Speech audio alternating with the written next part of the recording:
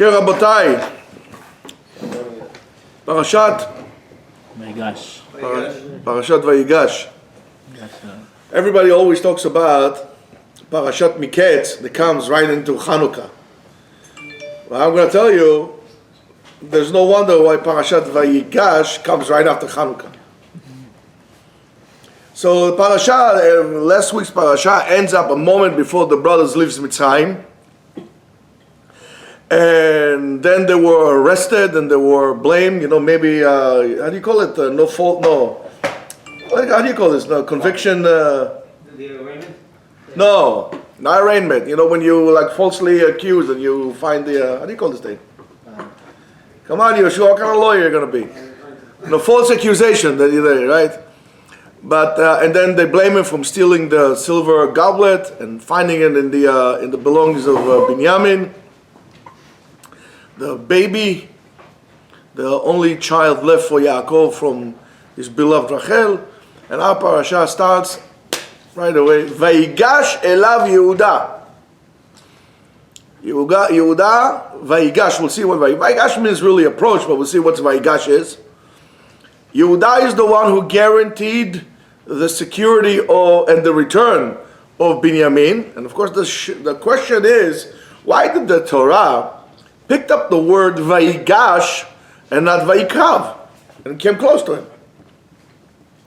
Or Vayifne, and he referred to Vayomer, so many different words. Why Vayigash?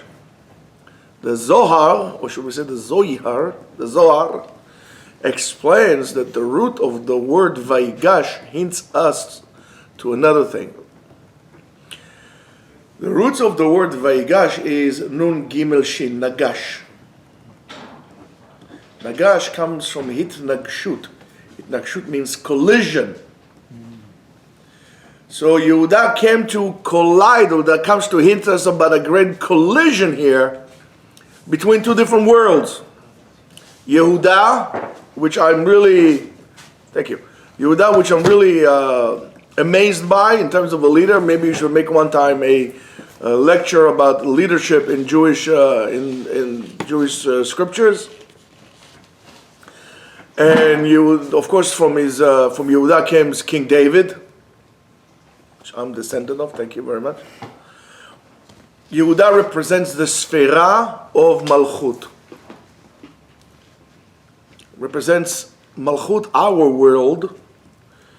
That our world, the purpose of our world, is really fulfillment of all our needs.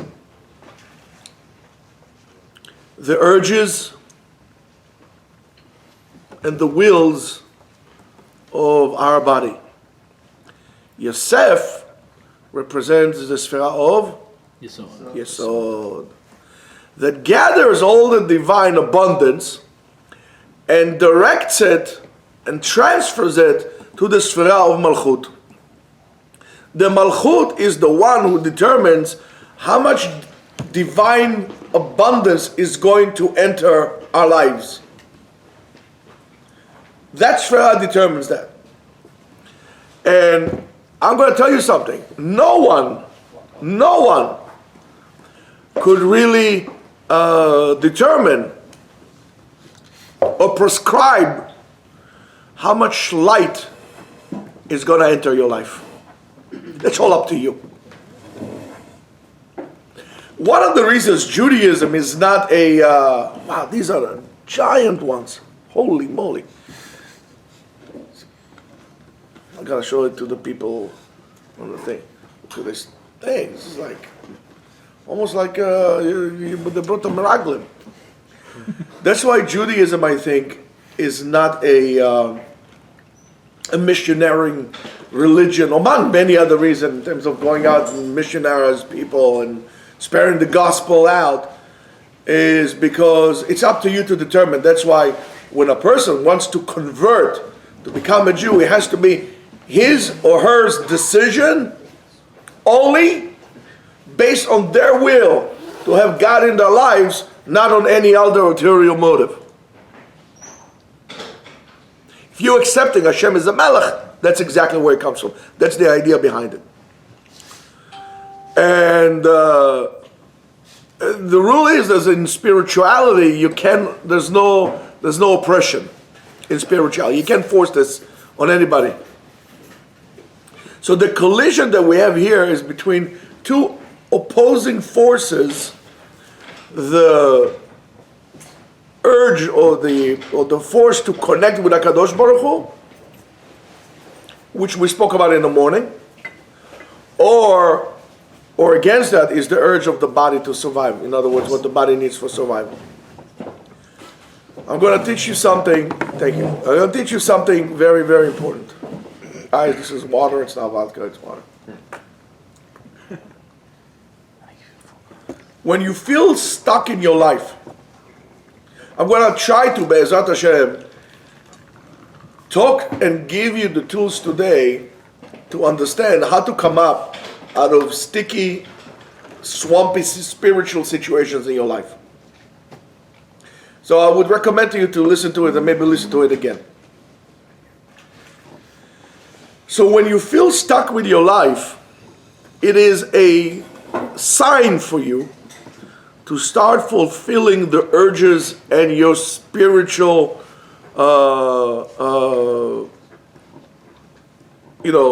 urges. And when we feel stuck, means that that's what we were doing all the time. It means that you are stuck with this in physical urges all the time. In other words, you are disconnected from the sfera of Yesod, or from heavenly abundance, from the Shefa Eloki. And the only way to connect back to Ribbono Sholem, back to the Shefa, is to create some kind of a miracle in your life. Talked about Hanukkah, remember? It doesn't get more straightforward than that, because the Greek and Assyrian culture was all about physical pleasures and physical body, nothing about spirituality. And we needed that miracle of Hanukkah to bring us out of it. Now, how do we say a miracle in Hebrew? Nes. Nes. How do we say to run away, to escape in Hebrew? Anus. Nas. Nas al nafsho. He ran away. Nas, Nes is the same thing, the same letter. Nanun samech. So, the miracle would be to really run away, to escape from your natural urges, from the way in which you usually, same old kind of a thing in your life, to break away from that. That's in a way what Avraham Avinu did. Lech lecha, go away, run away. So many times the shigra, the mundane, the going to work and getting up in the morning and going on the bus or going on the subway, coming to work and doing your work and coming for that routine can sometimes be a very bad thing for you. That is the blessing of Shabbat. With Shabbat you have to let go. Shabbat is a zone by itself where everything physical is gone. So you have to run away from feelings of that you are sacrificing something. You have to run away from the feelings of anger, fear. You have to elevate yourself into a higher realm. You have to. You have to elevate yourself from your nature and finding and looking for and finding a way which will help you change. An operational change in your life. And that's exactly what Yehuda is doing. When he stands in front of Yosef, he was willing to sacrifice himself. He didn't care about himself. That was another sign of a leader. Selflessness. I don't care about myself. I'll give myself over for the right cause, but I'm not selfish. I'm not telling my troops, you go and I'll sit back, I'll smoke a cigar, eat a burger, but you are sacrificing your life. So he was willing to put himself there, to really overcome himself from the instinct of survival to himself for the sake of others. Well, what should I do? You do it. No. Fulfilling what it says, "B'makom she'en ish yeh ish." When there's no man, you'll be the man.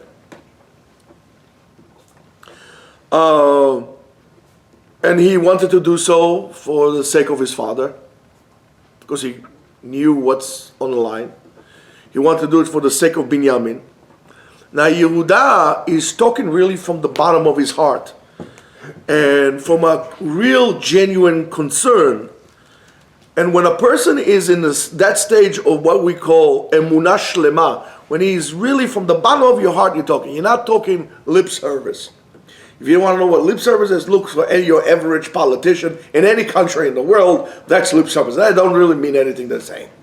They care about the poor, tax the rich when they become rich, somehow they get increase, everybody gets decrease. You know what I'm saying. So when you're talking from a place of emunah shlema, right, and he's in that state, that is the way in which he's able to deliver the message forward to yourself and to everybody around him. And this is what the Zohar teaches us, that this is the sod of emunah. That is the chibur, the connection between the upper worlds, the spiritual world, to the physical world. That comes from emunah. Therefore, when you have a problem with emunah, you know that there is a disconnect. And that's what it says, "Velo yachol Yosef liitapek lechol hanitzavim alav." He couldn't hold himself anymore. So when we bring that miracle, when we bring that sfera of, when we bring this together, we're willing to give from ourselves for others, then the sfera of Yesod cannot mazali tapek. Hold yourself anymore. It can't hold itself anymore. It wants to give, and then all of a sudden there is a flood of miracles that happen, and the abundance from the upper world comes and flows by itself. So if you want to succeed in business, you make sure to tap into your spirituality. You have to make sure that you're tapping on and connecting the Malchut and Yesod together. You want to fail, that's how you fail. You create a disconnect. You're only thinking about yourself. You're not thinking about your workers. You're not thinking about the well-being of people. You only think about the penny that you're going to make. That you create a disconnect. And that comes from lack of emunah. You don't believe. And emunah comes because of that. The Pasuk says, later on, something interesting. It says, "Vayeshev Yisrael be'eretz Mitzrayim, be'eretz Goshen, vayachzu ba vayifru me'od me'od, vayifru vayirbu me'od." And Am Yisrael settled down in the land of Goshen, and they hold on to it, talking about Goshen before, and they became fruitful and multiply a lot. So, if you look at the pshat of the pasuk, it seems like a good thing. As long as Yosef was in power, there were good years, and it was good for the Jews. They settled down in Eretz Goshen, they settled down in Mitzrayim, they hold on to it, they multiplied, they made a lot of money. But Chazal in their Perush don't really see it as a good thing. So I guess we're missing the point here. And they said that this was the main reason why the trouble started in Egypt. Because they held on to it, they became rich and famous, and they multiplied. And I don't know, it just doesn't make sense to me. Why Chazal being so negative? What's the reason for that? Of course, the problem is with me. But, it seems like a good thing. But it's better off that there'll be shepherds and pushing up the whatever it is, the herds in the desert in Israel. They would send them Mitzrayim, Goshen, the Nile gives them water, everything is fruitful, multiply, having babies like bunny rabbits. I call it a yofi. It's terrific. What's wrong with that? So the Kli Yakar says or claims that, guys, Pay attention. Pay attention. Sam, are you with us? The Kli Yakar says that as soon as Am Yisrael settles down and feels comfortable and feels at home in exile, in other words, outside of Eretz Israel, in a place that is not really your true home according to the Torah. So therefore you leave no choice to HaKadosh Baruch Hu, you leave no choice to God, but to shake you up a little bit, to give you a little tremble there over there. And let's see how he writes it, the Kli Yakar. It's amazing. Vayivakshu li'shev, when they ask to settle down in this place, uchemityashim min hageulah. It's like they don't want to be, to have salvation anymore. Al ken satam v'chatam HaKadosh Baruch Hu haketz ha'acharon. That's why HaKadosh Baruch Hu says that I'm going to hide from you when the end of time comes, when the true salvation, when the Messiah would arrive. כדי שבכל ודור, in order for every generation, יבקשו את פני Hashem, they ask for Hashem, they beg for salvation, look forward for David HaMelech and Mashiach to come, ויהיו מחכים קץ ישועתו תמיד, and they would be waiting and eagerly waiting for the true salvation to come. But he writes, כאשר בעווננו מידה זו מצויה בינינו, אפילו בזמן שאין הקץ נודע, even when this midah is, we don't want to have it, even when the end is not known, we want to settle down. מכל מקום רבים הם עמי הארץ, there are many עמי ארצות, not educated Jews, המתיישבים בארצות העמים, who settle down among the nations, ובונים להם בתים שפונים וחשובים של אבנים בניין הקיום. They're building them fortresses and mega houses made out of stone and brick. So the house will stay up forever. ובסיבה זו, and because of that, לעולם אינם דורשים את פני השם. Because of that, they never seek Hashem, they never talk to Him, they don't come to shul, and you see, the bigger the house, the less people come to shul. That's the way it works. ואינם דורשים את פני השם בכל לב, and they don't ask from Hashem with all from the bottom of their heart, להביאם אל ארצם, to bring them back to their homeland, to bring them back to Eretz Israel. And he says, we are talking about the fault of Am Yisrael, באשמת ישראל, אשר ביקשו להיות תושבים, they want to become citizens, resident, ולהיות להם אחוזה בארץ עולהם, to settle down in a land that is not theirs. ונזק זה, and this damage, בא להם, this thing occurred to them, לפי שקץ גלות מצרים היה נודע להם. The Jews in Egypt settled down over there because they knew when the end will come. They knew 400 years, 270 years. It's a guy who's just like 20 years old. Let's say salvation comes in another 150 years. So let me on my own, but it's not going to come in my generation. Let me build up my house over there. I called some construction guy, build me some nice house like this, beams, strong. I'm not going to Israel. And how do you do it? It's not the time yet. I know when it's coming. The Khatam Sofer says that in Chutz La'aretz you should not build yourself stone houses, because once you build a stone house based on that, once you build yourself a stone house, you're saying, I'm not going out of here. So in other words, yeah, you're right, you're probably better off renting than actually owning a house in America. And al ken הדורות הראשונים, that's why those generations, אשר ידעו בבירור, they knew exactly, כי לא בימיהם תהיה הגאולה, ביקשו להם ישיבה של קבע באחוזה במצרים. They knew that in the time, Geulah, redemption, is not going to come. So they said, okay, let's settle down. Let's make a living here. I don't want to go back. I'm not going back. So I'm staying here. Might as well make the best out of it.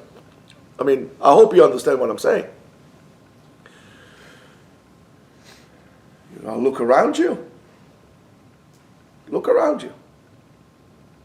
I want you to find a guy who just spent a couple of $1 million, if not more, to buy a house, and today with the price of constructions and materials, whatever used to cost you $500,000 is more like $1.5 million, right, Yonatan? For sure. For sure. And you bought yourself a house in the miserable Union Turnpike in Queens, which will never have and will never have hope. And you just spent about $3 million on a house over there. Whether you call it Jamaica Estate or Jamaica Mistake, it's for sure a mistake to do it over there. Whether it's Great Neck or noose around your neck, King's Point or Butler's Point. Fresh Meadows. Fresh Meadows, Smelly Meadows. Briarwood. Here it goes. Briarwood. Driftwood. So when you do it like this and you settle down and you build yourself a big house, I want to see the guy that you come to him and said, listen, hello, my name is Mashiach. Here, I have a certificate. It says here Mashiach, Vada, whatever, Vada Kashrut. Here I am, Mashiach, certified Mashiach. Please meet, Eliyahu, the prophet, Anavi. Comes with a chariot, fire chariot, not electric cars, because electric cars are very bad for your environment. Don't believe any of those people who tell you buy electric cars because of the environment, because it's really bad for you. If you didn't know, they actually involve with slavery in Congo to you to drive an electric car. So tell those politicians they're a bunch of lunatics. They all want to control you. They don't care about you, nor the environment. I want to see you telling him, okay, Habibi, Mashiach, I'm here. Let's go. So what do you mean, let's go? I just spent $3 million here. Where I'm going to go? We're going to build a tent in Yerushalayim. What do you mean tent? $3 million house is not coming. You understand? That's the attitude. That's what I'm talking about. Am Yisrael knew that the Geulah of Mitzrayim, the exile of Egypt, was limited to a certain amount of time, and it's not going to be a generation. That's why they make the temporary into permanent. So, okay. So what's the problem with that? It's good over there. It's good over there in Eretz Goshen. So what's the big deal? The big deal, which the Kli Yakar points out, is that decision makes us forget about God. Because you don't seek Him. Wow, well, the time comes, He'll take me out. I don't have to worship. I got to go make a couple of dollars now. You simply forget about God. And you, Am Yisrael, you say, are not supposed to feel comfortable. And your job, your task, is really to shine and to light the whole entire world, to bring redemption to the whole world. HaKadosh Baruch Hu says, you think that I would let you be like the rest of the nations? You think that's what it's going to be? You think that you might be the 51st state of the United States? I'll tell you, that idea is a very interesting idea. I was a kid when Nixon came to visit Israel, whatever he came to visit Israel, I don't know, 1974 or something, like 72, something of that sort. There was a delegation from the Neturei Karta in Israel that wanted to propose to Nixon to make Israel into the 51st state of the United States. Now, I was a kid. And I said, this is very weird. Why would anybody want to do that?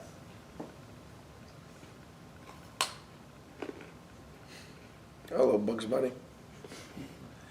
So, that's what you want? You want to be like everybody else? Okay, guess what? We're going to crank up the heat a little bit. We're going to shake the table a little bit. Make you feel uncomfortable. Every single time in history, and I'm not a doom and gloom person, but you look at history, patterns repeat themselves. History, as I told you a million times, does not repeat itself. Historical patterns repeat themselves. Every time the Jews felt comfortable in the place, every time that saw themselves as a Spanish first, then a Jew, as a German first, then a Jew, an American first, then a Jew, a Frenchman, whatever it is, every single time they got a rude awakening. Every single time.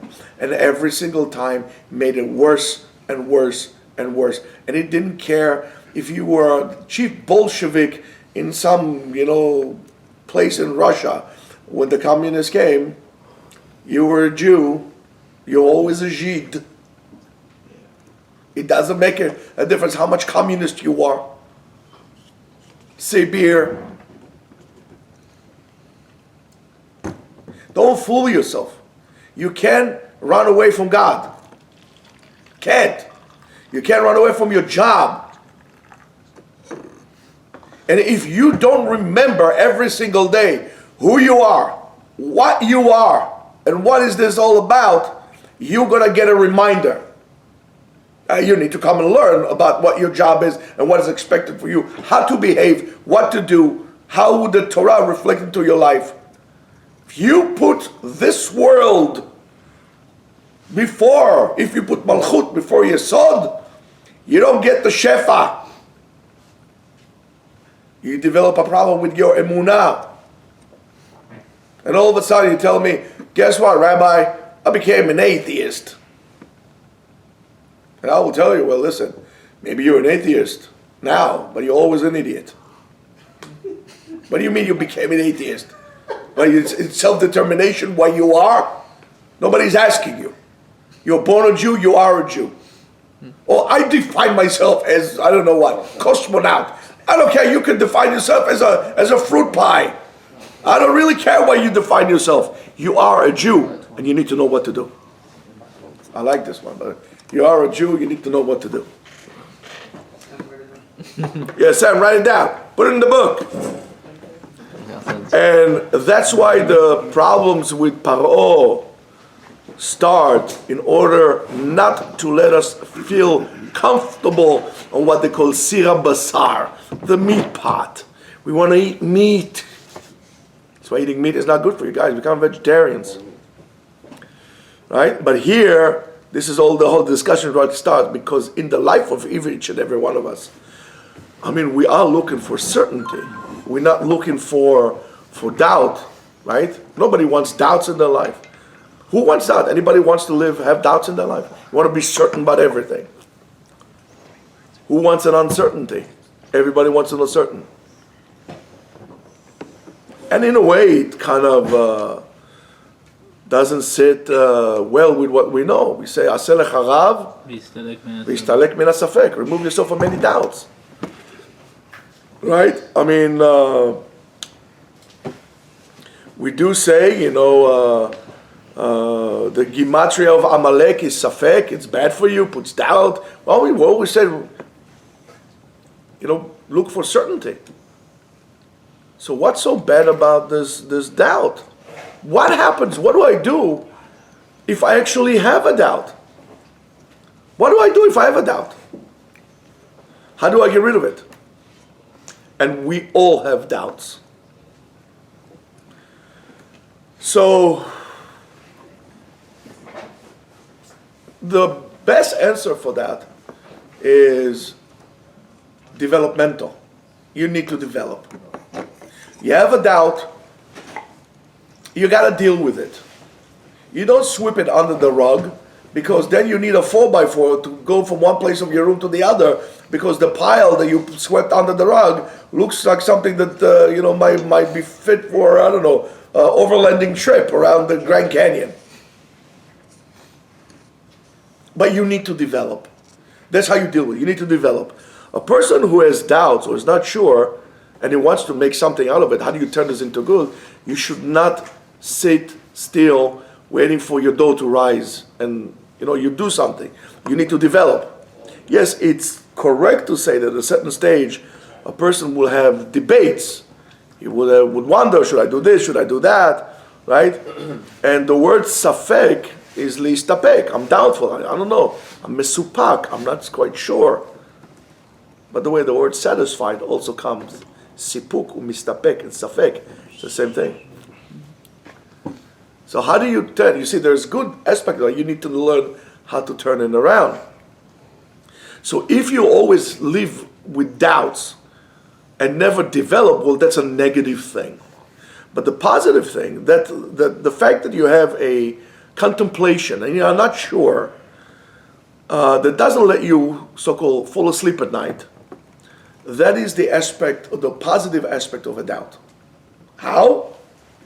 Rav Kook claims or holds that if I have wonders about hashgacha, about divine supervision, that if my emunah is being tested all the time, I'm not calm, so I should be very happy.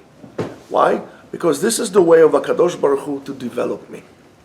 In other words, it says, look after me, look who I am. Look after me. I want to know, is there a God? There's not a God. What does he want from me? I'm not quite sure. Okay, so you're going to keep us saying this until you're like 70 years old with the same questions that you had? Find answers. I don't know, should I become a lawyer? Or should I become a psychologist? Should I become a realtor? Or should I become a dentist? Or should I become... Okay, you don't know. Not a problem. Most of us want somebody to tell us what to do. They go to a rabbi, closes his eyes, makes a bracha, gets his $50, and then you do what he says. The best way is for you to examine what do you want out of it, how to approach it. And believe it or not, it's like solving the Gemara puzzle of your life. When you learn Gemara, how many times we say, why? What did he mean when he said that? What was the reason that he said that? What's his havamina? What he would have said? What's the nafkamina? What do I derive out of it? Examine, use the Torah skills. That's why it's called Torat Chaim. Use the skills that you learn from the Torah, from the Gemara. Have a guide to guide you. Don't think that you by yourself, taking a book, you can do it. You need a guide. Whether you like it or not, that's Aseh Lecharav. V'yistalek min hasafek means you're going to remove it by Aseh Lecharav. You have a doubt, that's good. But you need somebody to guide you to do it. Listen to what they say. Listen how to apply those skills into life. Develop. You could say, En lecha bet midrash belo chidush. Anybody that comes to yeshiva gets a chidush. So we always say chidush in terms of, I learned a new concept in the Gemara, I understood sugya. En lecha chidush.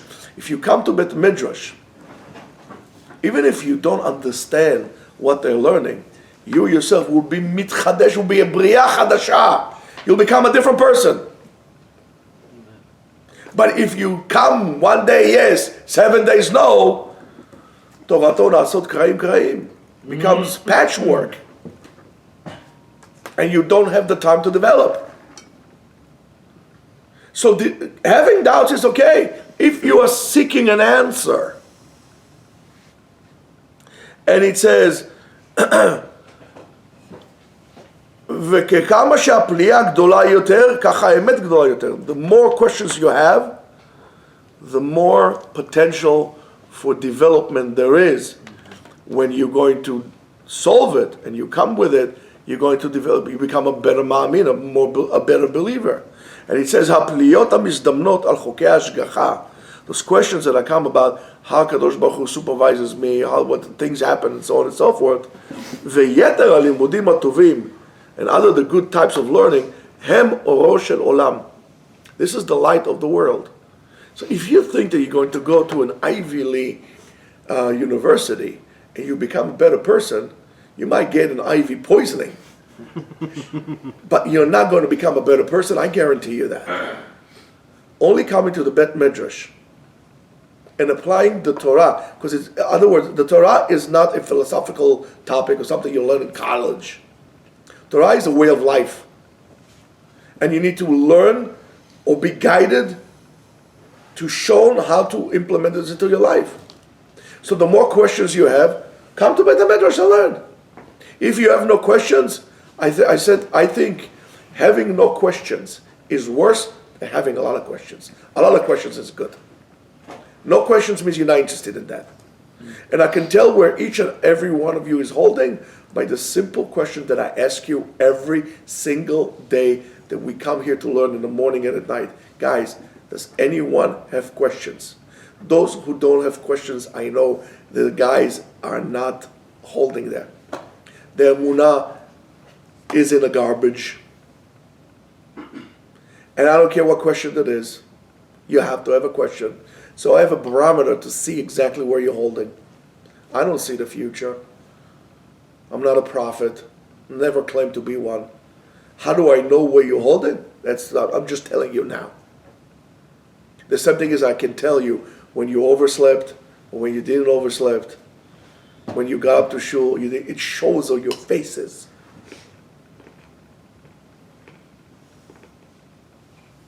So you need to learn. So Rabbi, I'm falling behind. I have a lot of questions. That's good you have questions. Why don't you come to Bet Midrash to find the answers? Or you're just using that as an excuse not to become a person Baal Emunah. You deliberately don't want to become a religious, frum person. Because if you want, you come and you ask the questions. You'll solve it. If you get a job and you don't know how to do something, are you going to continue doing what you're doing, not knowing how to do it? You might cause damage of great capacity.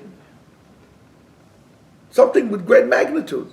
So you go to the guy and say, excuse me, how do I do this? So you go to your boss. What's exactly my job description? You ask the question.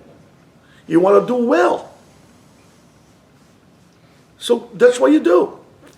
And that's what Rav Kook writes. And it says, and the question that each and every one of us gets, the questions that the person has, for example, Idan's question are different than Ari, different than Yeshua, different than Avner, and so on and so on. Each one has different questions. That is guided by Hashgacha Elokit. HaKadosh Baruch Hu put these questions on you, in you, so you would develop. Your question is not his question. Because you need to develop your path, and he needs to develop on his path. We don't plow the mountains and create a highway for everybody. Each and every one of us has a scenic road, and that's Hashgacha Elokit. And by doing so, יתרומם האדם לבינה יותר גבוהה מההבנה שטחית. Then you don't become or remain superficial. One of the greatest curses of this generation, the internet generation and so on and so forth, is people are very superficial. People have something to say about everything and know absolutely nothing about anything. I mean, they don't know anything. Being superficial. I don't care if you become an expert in plumbing, how to unclog a toilet. You're much better off than a guy who went to college, got a doctorate, that doesn't know anything about anything, but has something to say about everything. Superficiality is horrible. Everybody knows psychology, medicine, history, astrophysics, economics, investment. Meanwhile, everybody's poor. Nobody has money. But, and they have a million problems that get solved. So it says, Havana shitchit, when you do so, right? Of course, we know that what we call bina mukha, the deep understanding, deep intellect, is the only thing which is going to bring the world the tova amitit. The real goodness to the world is only going to come through that. And this has to also, we have to implement inyan of musar and hanagot tovot. In other words, we need to learn proper adequate. We need to have morals, virtues, values implemented into our daily routine all the time. Unfortunately, these are dirty words today. There are no virtues, no values, no good qualities, no proper conduct. There's only political correctness. It's so corrupt, the political correctness, that you need to scrap it before it's going to be too late, because it's going to bring us all to a point that's going to be catastrophic. Catastrophic. With this ultra-liberalism in the world, my greatest concern, there's going to be ultra-fascism in the world. Because we are losing control. And when we lose control, we divide, we put a divider between Yesod and Malchut. And as a result of that, there is hunger in the world, and there is cruelty in the world, the economy is dipping down, and so on and so forth. That's the reason. First element, you took God out of the equation. Then I have questions, I don't want to even find the answers. And he says, "Mashe'ena havana shitchit yechola la'aviz." Becoming superficial cannot bring you to that. And another indication, even in the secular world, how many people actually get a degree in philosophy? Zero. Yeah, if you ask to get accepted to a PhD in philosophy, you're in automatically. No questions asked. Nobody's there. I think they're going to give you the degree before even learning anything. Just come and learn. But there's no depth into the people today. You can't, for crying out loud, have a conversation with a person. Most people don't read books. I don't care what you read, but read books. Books. Become intellectual. People don't do anything. Read O. Henry. Read Tolstoy. Read Chekhov. I don't know. Read Larry McMurtry. Viktor Frankl. Was it? Yeah. Right? But becoming superficial is not becoming superficial, and you see it with the level of superficiality that we get in our lives. So is the problem and the trouble that we get. And when we bring this depth, then we're going to have what is so-called Maim Karim al Nefesh Haifa. It's like cold water on a tired soul. It's going to revive us completely, because the ancient thirst that we have, the initial thirst that we have, really brings us the willing to receive the water. When you're not thirsty, I get you water, say, I'm not thirsty. So I need to make you thirsty in order to drink water. That's why we need to have the pliyah, need to have questions on all aspects. But we need also to understand that as much as if you're thirsty, don't tell everybody you're thirsty. Okay, take a glass of water and drink. If you have questions, come and settle down your questions. Now, when we don't deliver those answers, or we prevent people from seeking answers, it really scratches your soul. It leaves marks and scars into your nefesh, into your soul. But you need to reach a certain point of tremble, only then you'll be willing to receive the truth. And only when you reach the bottom, you really want to look for the truth itself. And this is really the purpose of our creation, to be boreh, to create as well, to create miracles, to turn darkness into light, to turn bitter to sweet, to go against the flow, not to go with the flow, against the flow. Live fish swim against the flow. Dead fish and some other stuff go with the flow. So when somebody tells you, go with the flow, you run away from him. This is our job, to create a change in our lives and in the lives of the people around us, and to create it in an unusual way, in an altruistic way, that it's really full and fulfilling. It's full of good things, and naturally so also have a lot of difficulties and bumps and so on and so forth. If you don't understand what I'm saying, then maybe have a glass of whiskey or something. But if you don't understand what I'm saying, try to go on an endless highway versus going 10 miles off-road. And I don't see it for just a mere incident that there's more people nowadays looking for off-road. People want to go off the beaten path. People are tired of highways. People are tired of policemen and obstacles that they're telling us not to go. People want to go to nature, to drive. It's hard, it's challenging, it's uncomfortable, but it's rewarding. And so is your off-road spiritual journey. And you need to make sure that you understand that it's not going to be easy. You will have to change the tires. You will have to get yourself dirty. You will going to be very tired. But the reward on every moment is enormous, is much more than driving fast on the highway. Only that way would release us from the hell that we had, much the Gehenna of mundane life that we have in this earth. Only this way we'll be able to create a connection between Malchut and Yesod. Only this way we will be the adapter in which the Shefa comes to the world. And only this way we'll be able to go to Eretz Israel. If you wonder why Eretz Israel is being taken away from us, it's because we don't want it. But the sad part about it, that there's no way for us to go.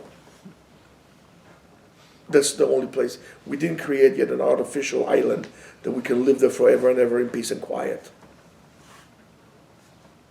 So you need to create those miracles. You need to attend a learning session on regular basis. There's no need for you to go to Broadway.